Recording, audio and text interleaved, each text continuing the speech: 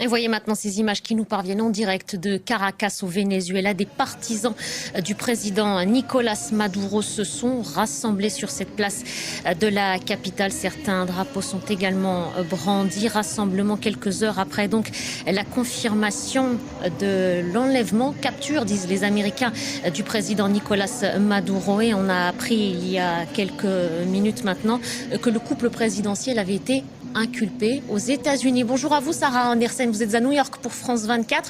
On apprend donc que Nicolás Maduro et son épouse, Cilia Flores, feront l'objet de poursuites judiciaires après une mise en accusation à New York.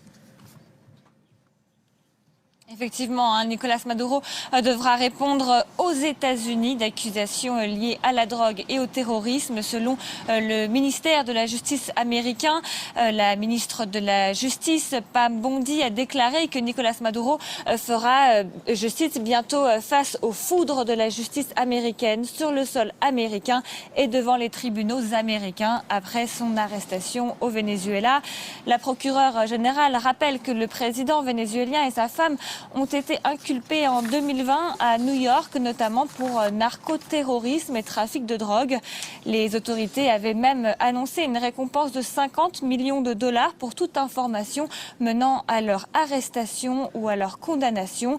Pam Bondi a donc aujourd'hui remercié Donald Trump et l'armée américaine qui, selon elle, ont mené l'incroyable mission visant à capturer ces présumés narcotrafiquants internationaux. On devrait en apprendre davantage un peu plus tard dans la journée. Donald Trump a déclaré qu'il s'exprimerait lors d'une conférence de presse à 11h heure locale à Palm Beach, sa résidence privée en Floride. L'attente donc de cette conférence de presse. Sarah, on sait aussi qu'une demande de réunion du Conseil de sécurité des Nations Unies a été formulée. Avez-vous des éléments là-dessus et aussi peut-être une autre question. Comment est-ce que réagit la classe politique américaine à cette opération menée sans fondement légal, on le rappelle? Effectivement, certains pays ont demandé que le Conseil de sécurité se réunisse en urgence, donc aux Nations Unies ici à New York. Pour l'instant, on n'en sait pas beaucoup davantage puisqu'il est que 8 heures du matin ici sur la côte est aux États-Unis. Mais donc on attend avec impatience la conférence de presse à 11 heures avec Donald Trump depuis Palm Beach en Floride pour davantage d'informations. Merci beaucoup, Sarah.